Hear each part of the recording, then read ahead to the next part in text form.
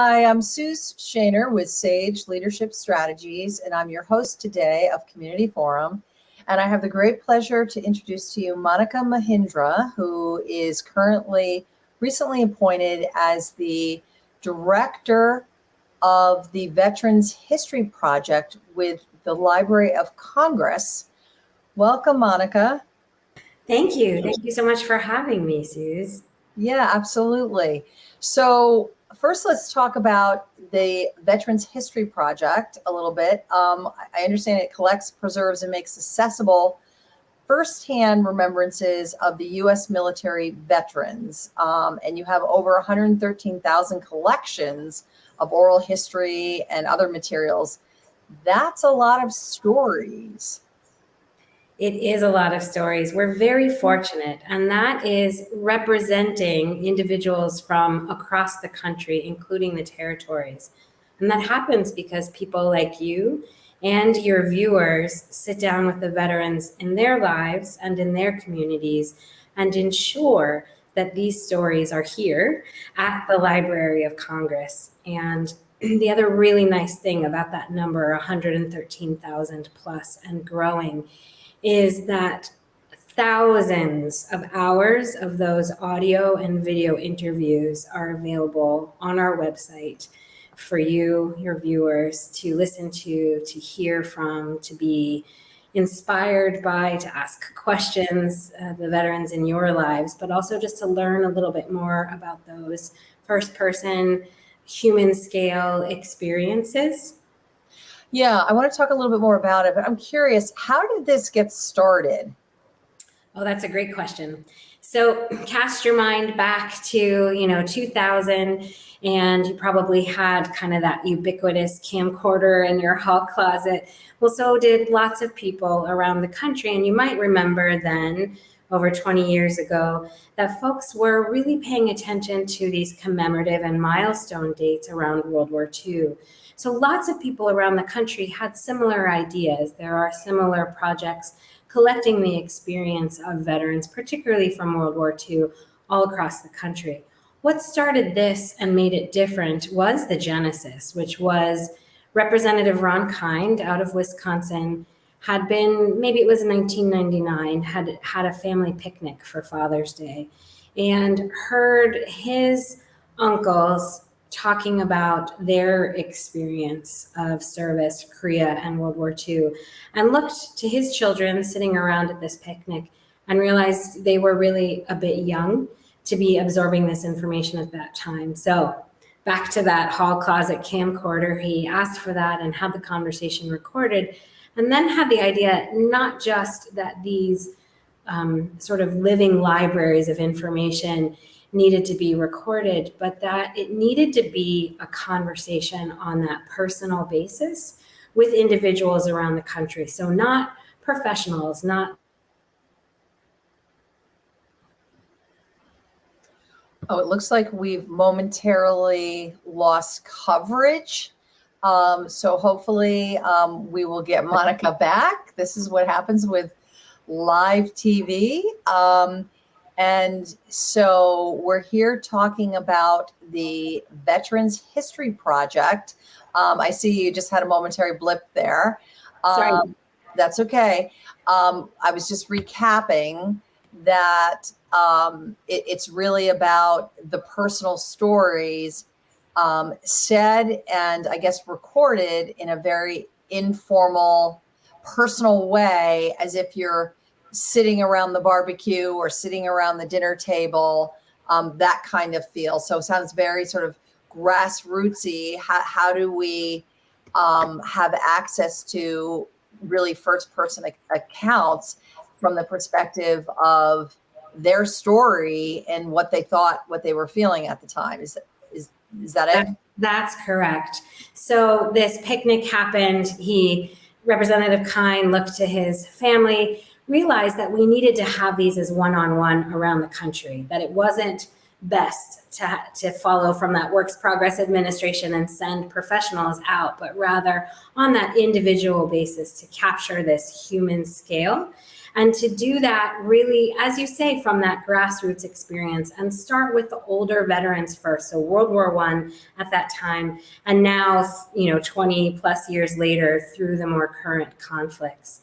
And that's really, your point about it being informal is correct. And I would add to that, informal, but with seriousness of purpose, taking these best practices from oral history and ethnography and sitting down and saying, I don't want to be entertained.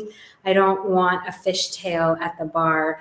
Rather, I want to sit down with you, the veteran in my life that's made a difference to me and to my community, however that is. Maybe your postal carrier deliverer is a veteran. Sit down with that person with a seriousness of purpose, but on that human scale. So at the kitchen table, absolutely. But paying attention to the noise around you first. Yeah. So is it that, how are these recorded? People record it now on their phones, and is it all audio? Is it video too? And anyone can just record it and submit something? Yeah, I would direct people to our website where we have a 15-minute video that just walks you through the process. But it is as simple as that recorder you carry around in your pocket, and making sure that we are, an archive of historical documents. We are the nation's library. And so that seriousness of purpose extends to the notion that this is a national archive for posterity. So you do have to fill out the forms. You do have to be thinking carefully about sharing that honor and respect with the veteran before you, but also for the historical purpose of the moment. So yes, absolutely. Any commercially available recording device, which increasingly is that thing you carry around in your pocket, but tablets work as well. And you could use even a laptop to do it. And then you put that on some sort of recordable media. You follow our instructions to complete it with the required archival forms, and you send that right on in to us. And then it can be part of, the lasting record of the collective history on the individual scale of U.S. service. Yeah. So I'm curious, given all your different entries, have you had any that were not accepted in terms of content or tone and tenor and how they were recorded? And if that's the case, does the submitter end up getting some feedback, or it just never shows up in the files? You're really giving me some easy softball questions that really help us push our mission and our education forward about what we're trying to do. Absolutely. So we are not verifying the content. We're not looking for HBO quality filming. It doesn't have to be this standard that you have here. It really can be the homegrown standard for how it's recorded, as long as it follows those standards that are listed, the criteria that's listed in our field kit and on our homepage that gets you through exactly how it has to be recorded. So it's not a matter of tenor, it's not a matter of brevity of answer. Collections are sometimes returned to donors because they haven't met the scope or criteria factors. It must be veterans who served for the U.S. in uniformed capacity from World War I through the recent conflicts. And sometimes that can get confusing for folks with various allies that have served in joint operations and that sort of thing. So those are returned for being out of scope. A collection might be out of scope, perhaps there's a video and it also includes a published component. We are looking for original, unedited, unpublished memoirs, journals, and diaries. But if it's been published, then that will be returned to you because it's already here at the Library of Congress, and we don't want that duplication of effort. So for various, little bits of scope or sort of technical problems, and you absolutely get a chance to resubmit, you would receive a postcard that lets you know sort of what are the challenges here with this donation and how can they be rectified. Well, that's helpful. So interesting, because I would imagine that some of your submissions, it would be an interesting study to see, are there any, given the so much documents, literatures, journals, books, articles written on these various wars and conflicts, if anything is different than different accounts in those kinds of things, or maybe the official military reports where it might get some different accounts. What would you say to that? I think one of the things that's so valuable about the project, well, one of my favorite things that's so valuable is that first instance of benefit. Sitting down with a veteran in your life, you get that first rush of benefit, but it's a ripple effect out from there for use of the collections. And when the project was started, there was this notion that it was this living legacy. And I think a lot of folks can sort of imagine that that living legacy is because often the collections are co-created with a volunteer and the veteran sitting together. And so it's a live person, and that's where the living legacy comes through. But for me, the living legacy and how it differs slightly from what you're talking about with the history books and different accounts that look at it from a sort of a more regimented standpoint is this is the human scale. We are after that first person narrative. So how did it feel when you were drafted or enlisted? What was it like to leave your family? What was the food like? How did that impact you personally? Who did you keep in touch with? How did you keep in touch with them? So very much the human experience, not necessarily the military history.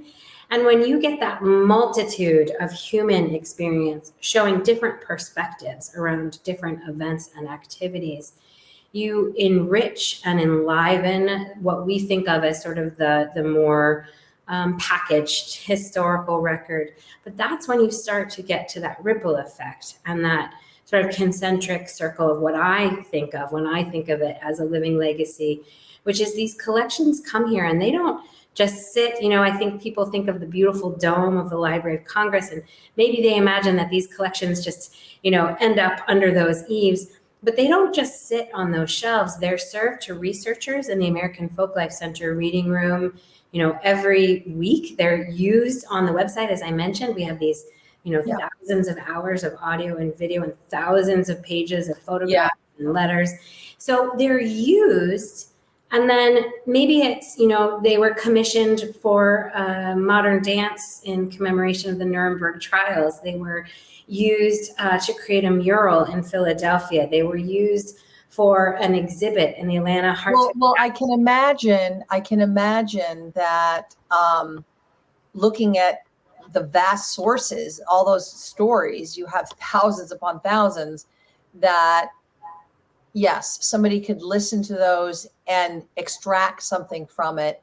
And I don't know, if you had, let's just say, 300 people at the Battle of the Bulge or something, all giving an account, somebody could listen to all of those and then extract some kind of theme, or so there could be even, writings based upon really these like primary sources. So it sounds like a very rich database. And I know we are talking to you from your office at the Library of Congress, thus the cavernous walls there. So what would you say? Interesting. So really, Library of Congress is really for archiving sources, information for the general public. How else would you describe that? I think the next step is not only do we have that original primary source that people all across the country help to create, but we also then have the secondary sources that then go on to inspire something else. So that choreography is here, and some other person researching or looking into dance is going to see that, or somebody is going to find the book that was written, about what it was like to serve on that submarine. And I think the notion that it's a living legacy and that it's an archive gets expanded once you start seeing the concentric circles of use. And so it is an archive, but it goes on and on and on, and it feeds creativity in an endless loop. Yeah, in terms of what people do with it and how they're inspired by it, or what meaning they make of it, or exactly, where they take it. to Yeah, this, really what you're talking about, second and third generation. exactly. Okay. So,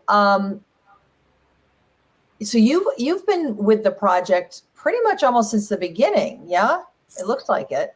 Oh, not quite. I started at the library almost 20 years ago, and I've been with the project for about 17 years, I think, maybe 18 years. You start to lose count a little bit. Okay, so a couple years in, Yeah. and you've had progressive responsibilities. So, what has it been like working with the project over those years in terms of probably still in the initial stages of getting the word out there, getting so many entries, organizing it, seeing, I don't know if you're doing any other work in terms of seeing the themes, and now you're the director of the project. So what does that really mean? Just take us through a little bit about your progression of responsibilities and oversight with the project.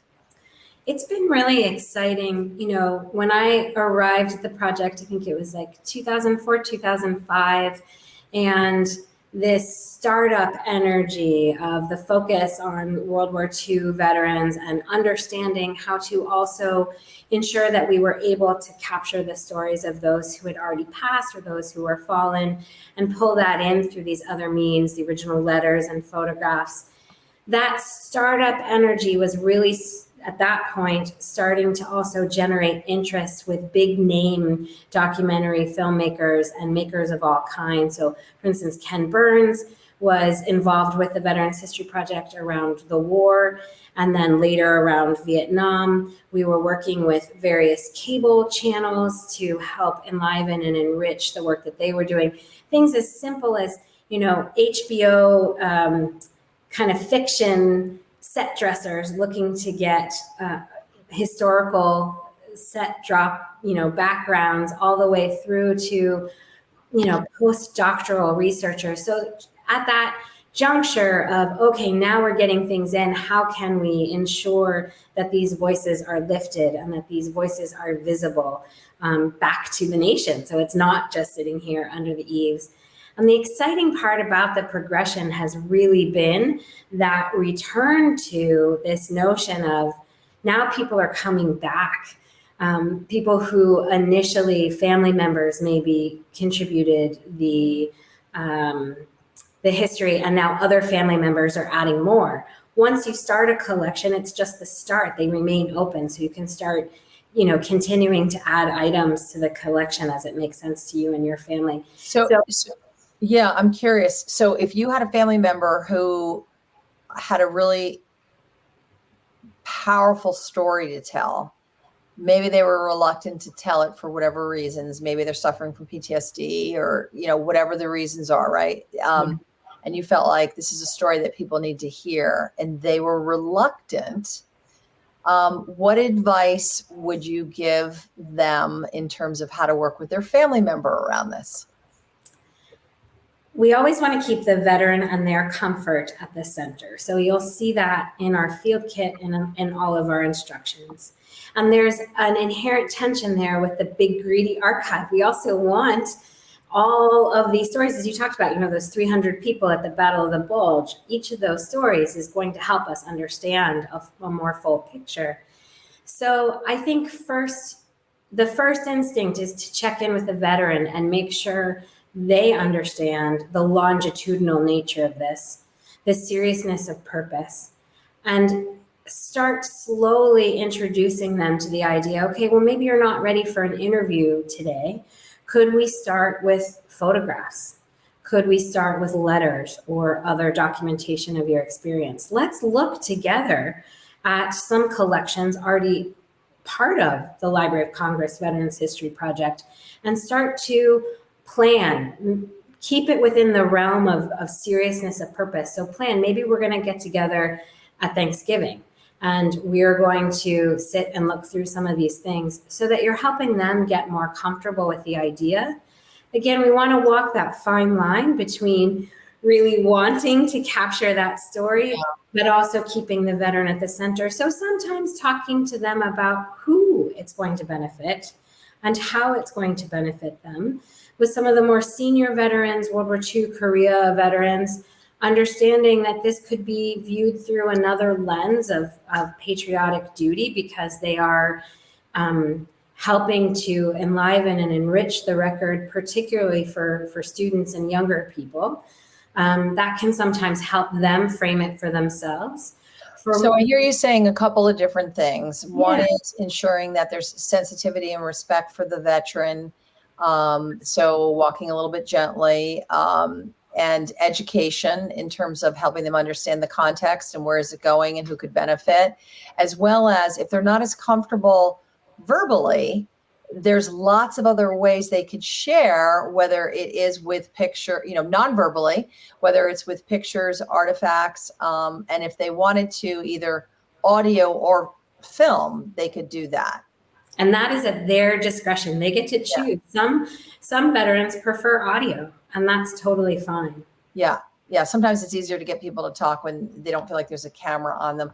Exactly. What would you say about a vet's like, well, I don't really know. Like, I was one of 1,000 soldiers. How is my experience any different? Who am I to share my story? Because I'm one of like thousands of people that were over there. You're going to know your veteran best. So you can try a little bit of guilt, which is you have the opportunity to tell your story, and there are so many that don't. So that sometimes works. I would also say that so many veterans say that. And so one thing I like to point to is exactly what you hinted at, Suze, this notion of there's so many people at a particular instance. And one of my favorite stories to sort of lean back on is we had a General Becton, who was very involved, especially with the startup of the project. And we have this wonderful clip of him talking about how he was at Tet during Vietnam. He was there, he saw it. And when he came back and he heard about it being talked about in the media, that he was hearing a very different story from his own personal perspective and what that meant to him.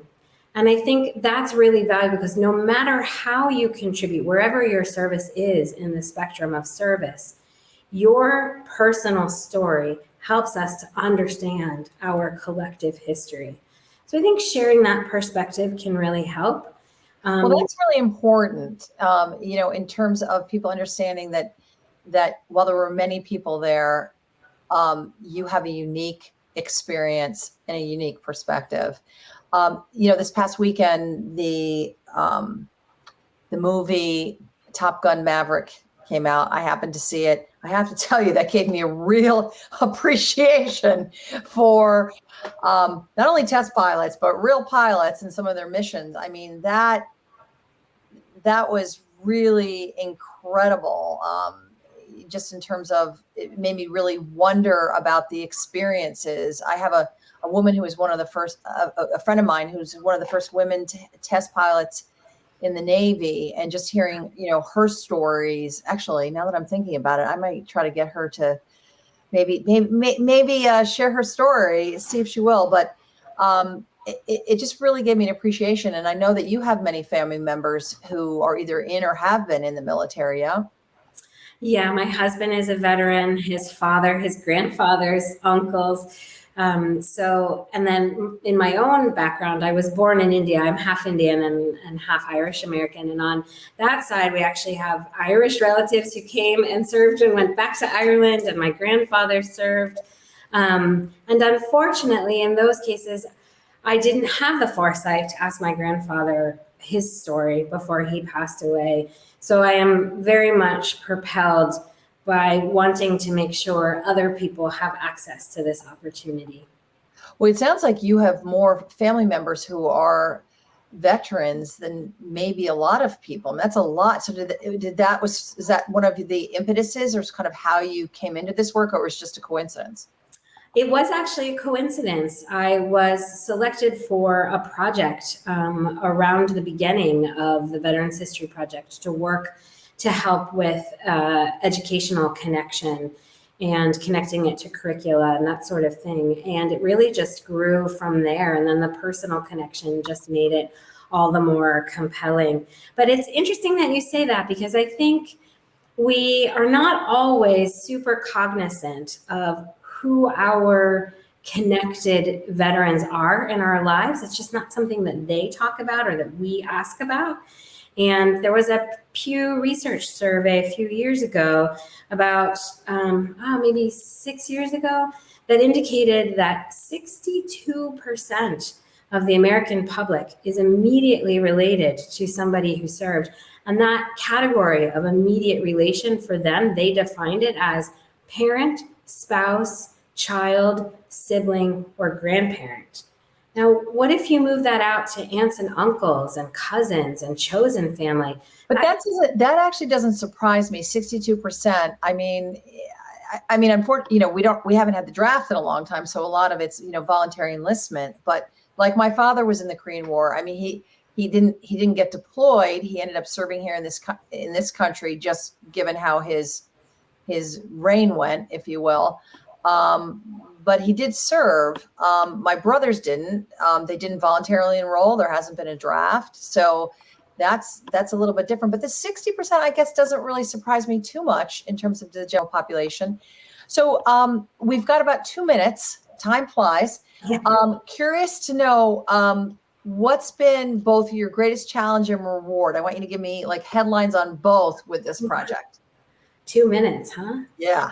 Challenge would be helping people understand how to bridge the gap and go ahead and interview the veteran in their lives. And the biggest reward has to be when that happens, and that cycle of use that I was talking about. That moment when you realize that you've helped people tap into the power of their own personal narrative, or that personal narrative that really is part of the fabric of their personal history or their family history, their community history, and that is part of our larger collective history.